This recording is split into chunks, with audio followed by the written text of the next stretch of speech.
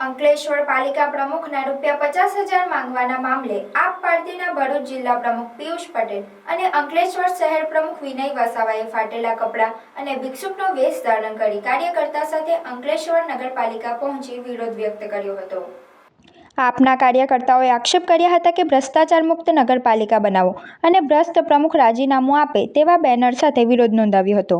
સાથે આપના કાર્યકર્તાઓએ નગરપાલિકા પ્રમુખ લલિતા રાજપુરોહિતના કેબિન સામે રૂપિયા ભરેલી થાળી અને ભીખ માંગવા કંતાન મૂક્યા હતા। આપના આગેવાનોએ વાયરલ ઓડિયો ક્લિપ મામલે કર્યા ગંભીર આક્ષેપ કર્યા હતા। વિરોધ પ્રદર્શન કરતા કાર્યકર્તાને અંકલેશ્વર શહેર એ ડિવિઝન પોલીસે અટકાયત કરી હતી। જે પ્રમુખ છે એ ऑडियो क्लिप वायरल થઈ છે કે આજે અંકલેશ્વરની અંદર જે કચરાની અંદરના પૈસા છે એ ખાઈ રહ્યા છે। 8 લાખનું બિલ હતું પરંતુ 50,000 એવી રીતની ઓડિયો ક્લિપ વાયરલ થઈ છે। આ એક પતિ પત્નીની મિલીભગતથી અંકલેશ્વર નગરપાલિકા ચાલી રહી છે એવું લાગી રહ્યું છે। અમુક ઓડિયો ક્લિપ દ્વારા પણ કોંગ્રેસ એવું કહે છે કે અમારી પાસે એવિડન્સ છે, અગાઉના પુરાવા છે। જો અગાઉના પુરાવા હોય તો 8 દિવસ સુધી કેમ એ લોકોએ દબાવી રાખવામાં આવ્યા, કેમ પ્રજા સમક્ષ બહાર નહીં કાઢવામાં આવ્યા? તો આવનારા દિવસમાં એ પુરાવા બહાર કરે ને આ પ્રમુખ ઉપર જે ઓડિયો ક્લિપ વાયરલ થઈ છે એ આવનારા દિવસમાં પોલીસ પોતે ફરિયાદ બનીને જાતે ફરિયાદ કરીને આની ઉપર યોગ્ય કાર્યવાહી કરે। જો યોગ્ય કાર્યવાહી નહીં કરવામાં આવી તો આમ આદમી પાર્ટી દ્વારા અગાઉ આંદોલન કરવામાં આવશે ને આની ઉપર જે પણ અમારે નિર્ણય લેવાનો હોય તે અમારી ટીમ દ્વારા લેવામાં આવશે। જય હિન્દ, જય ભારત। આ ઓડિયોને લઈ અને વિપક્ષની અંદર જે નગરપાલિકાની અંદર અત્યારે કોંગ્રેસ એની ભૂમિકા ભજવી રહી છે ત્યારે આમાં કોંગ્રેસ પણ મિલીભગત કરી રહી હોય એવું દેખાઈ રહ્યું છે। કોંગ્રેસના કેટલાક નેતાઓના પણ એવા નિવેદનો સામે આવ્યા કે અમારી પાસે અગાઉના પણ બધા જ એવિડન્સ છે, તો અત્યાર સુધી કોંગ્રેસ દબાવીને કેમ બેઠી છે?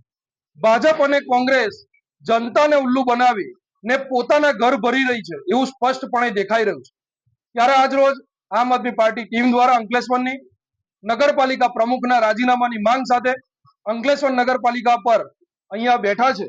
સીઓ સાહેબને આવવાની રાહ જોઈ રહ્યા છે। સીઓ સાહેબ આવે છે ત્યાર પછી જ અહીંયાથી ઊભા થઈશું। જ્યાં સુધી સીઓ સાહેબને અમે મળીએ નહીં ત્યાં સુધી અહીંયાથી અમે ઊભા નથી થવાના। નગરપાલિકા પ્રમુખ કોઈ પણ હોય પરંતુ આ લોકો 11, 11:30 પહેલા કોઈ દિવસ નગરપાલિકાની અંદર પહોંચતા નથી। ત્યારે જનતાએ આ લોકોને જનપ્રતિનિધિ બનાવ્યા છે। એક પક્ષના પ્રતિનિધિ બનીને જ્યારે એ લોકો આવી રીતે ઓફિસો સંભાળતા હોય ने तोड़ पानी करता हो, आम आदमी पार्टी कभी पण साखी नहीं ले। मैट्रिक्स एकेडमी लेके आ रहा है सबसे बड़ा टैलेंट हंट एग्जाम एमसेट। तो आइए मिलते हैं डीसी सर से जो हमें ये टेस्ट के बारे में ब्रीफ करेंगे। ये जो टेस्ट है एमसेट जो है ये 6 to 12th स्टैंडर्ड के स्टूडेंट्स के लिए है और इसमें बच्चों को मोटिवेट रखने के लिए कैश रिवॉर्ड्स भी हैं up to 2 lakh plus. And इसमें जो फर्स्ट प्राइज है दैट इज़ 11,000, सेकंड प्राइज जो है वो 5,100 का है and third that is 3,100 and so on.